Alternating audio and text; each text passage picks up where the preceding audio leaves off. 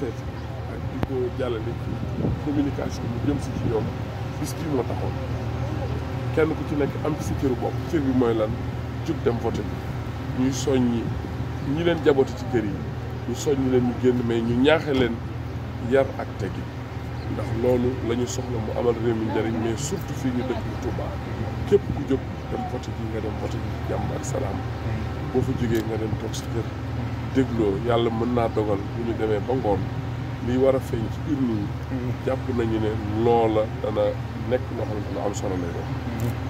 voilà amu leen benn problème bu ngeen constaté ñu ngi ay nerveux ak ñu naan duñu gis seen tur si fichier yeeg yooyu.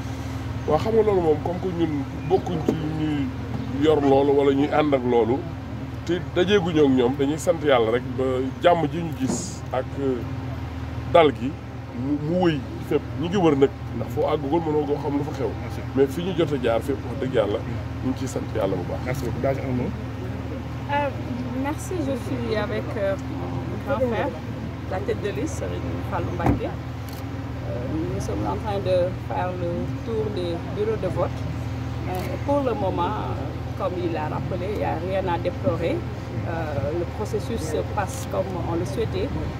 Les forces de l'ordre aussi sont aux côtés des populations quand même pour garantir la sécurité des participants à cette importante élection.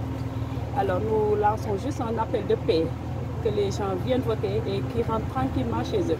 Je pense que le tour est joué et la pression a changé de camp et puis on attend à 18h pour fêter la victoire de la grande coalition. Merci. Merci.